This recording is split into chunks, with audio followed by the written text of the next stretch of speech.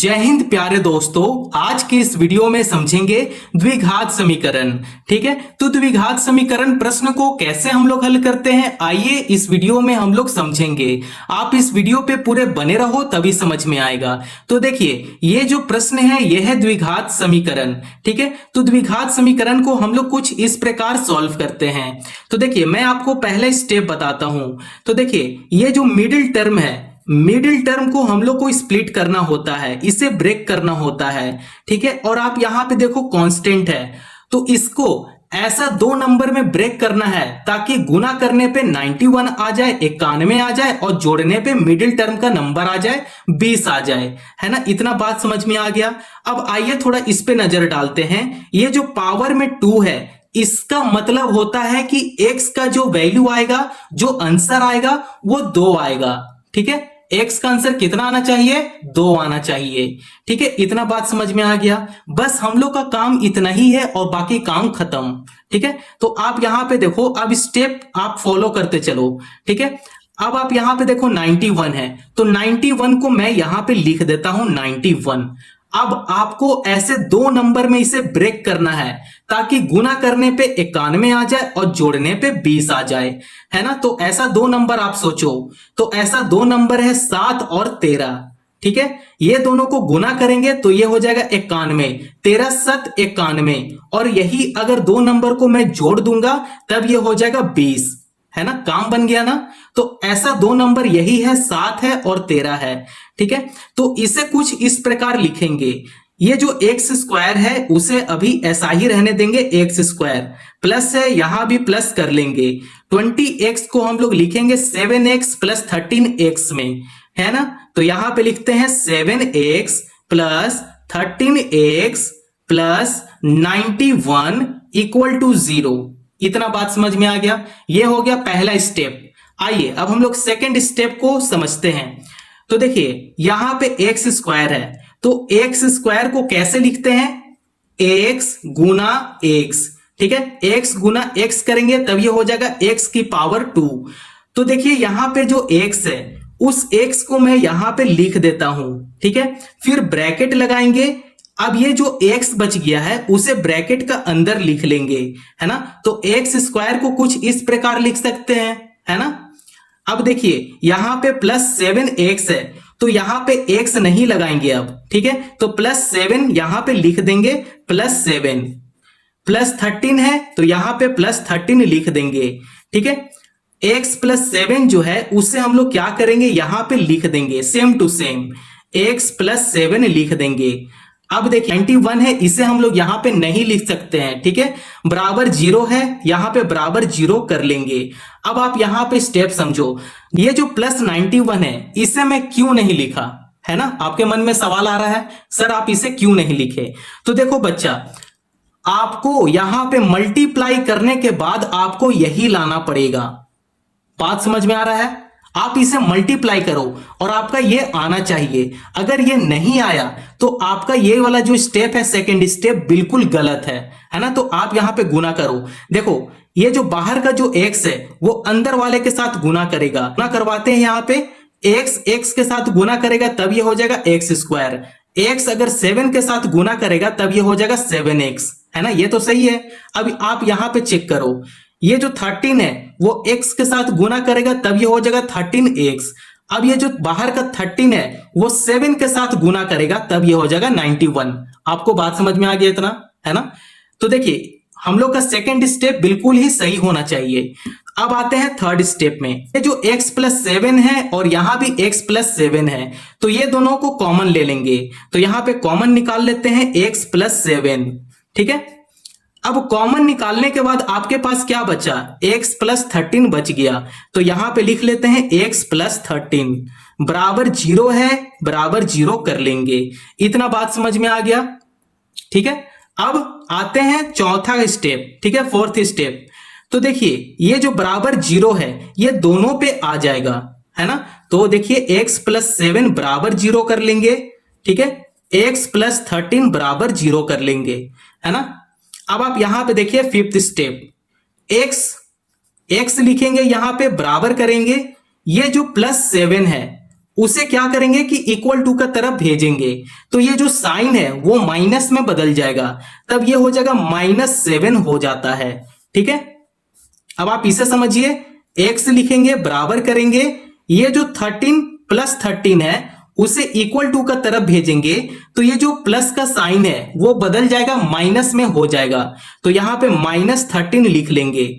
तो देखिए x का 2 वैल्यू आ गया, एक है -7 और एक है -13। तो आप इस प्रकार से आंसर निकाल सकते हैं, है ना। तो देखिए प्रश्न में ही दिया गया है x², मतलब x का जो वैल्यू आएगा, जो आंसर आएगा वो 2 आंसर आएगा, है ना। तो आप इस प्रकार से प्रश्न को देखते ही आप समझ सकते हो। प्रश्न नंबर 2 को सॉल्व करेंगे, उससे और भी अच्छा आपको क्लैरिटी मिल जाएगा, है ना। तो चलिए प्रश्न नंबर 2 को सॉल्व करते हैं। अब हम लोग सॉल्व करने वाले हैं प्रश्न नंबर 2 को, है ना। तो देखिए पहले इसमें स्टेप समझते हैं। तो आप यहां पे देख सकते हैं कि x² है, मतलब x का जो आंसर है वो 2 आंसर आएगा। तो देखिए यहां पे देखिए तो मिडिल टर्म है, तो मिडिल टर्म को भी स्प्लिट करना होता है ना। तो सेकंड स्टेप ये हो गया। थर्ड स्टेप क्या है, 120 है। ठीक है, तो 120 को हम लोग ऐसे 2 नंबर में ब्रेक करेंगे ताकि गुना करने पे 120 आ जाए और जोड़ने पे या घटाने पे -23 आ जाए, है ना, जैसे हम लोग प्रश्न नंबर 1 को सॉल्व किए हैं, है ना। तो यहां पे लिखते हैं 120 को आप ऐसे 2 नंबर में इसे ब्रेक करो, है ना। तो यहां पे लिखेंगे 8 और यहां पे लिखेंगे 15, तो 15 8 120 होता है। इतना तो बात हम लोग समझ गए, गुना करने पे 120 आ गया। अब इसे घटाने पे -23 आना चाहिए, तो इसे अगर घटाते हैं तो -23 आ जाएगा, है ना। तो इतना बात समझ में आ गया। तो हम लोग कुछ इस प्रकार लिखेंगे, x² है तो x² लिख लेंगे, -23x को हम लोग ऐसे लिखेंगे -8x -15x, है ना। तो यहां पे लिखेंगे -8x -15x plus 120 equal to 0। आपको इस प्रकार लिखना है ना। मिडिल टर्म को हम लोग जो नंबर से स्प्लिट किए हैं उस नंबर को आप यहां पे लिख दो और x यहां पे लगा दो। बस आप अपना इतना थोड़ा सा आप दिमाग को यूज कर लेना, है ना। आइए अब हम लोग सेकंड स्टेप में समझते हैं। तो x² को किस प्रकार लिख सकते हैं, x गुना x, है ना। ये जो ब्रैकेट है, ब्रैकेट हटने के बाद ये गुना में आ जाता है ना। तो आप यहां पे देखो x² को इस प्रकार लिखेंगे x गुना x, है ना। बात समझ में आ रहा है। तो ये जो x है, x को यहां पे लिख दिए और ये जो x बच गया उसे ब्रैकेट के अंदर लिख लिए। क्या दिक्कत है भाई, है ना, कुछ दिक्कत नहीं है। अब आगे बढ़ते हैं।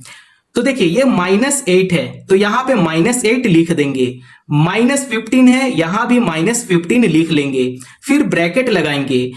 ये जो x -8 लिखे हैं उसे इस ब्रैकेट में लिख लेंगे, जो है सो यहां पे उतार देते हैं, x -8 बराबर 0 कर लेंगे।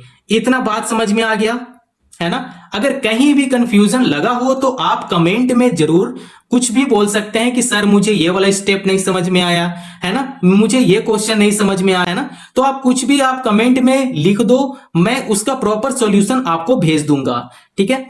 तो यहां पे देखिए आपको अब क्या करना है, थर्ड स्टेप में अब आपको यहां पे एक बात समझना है।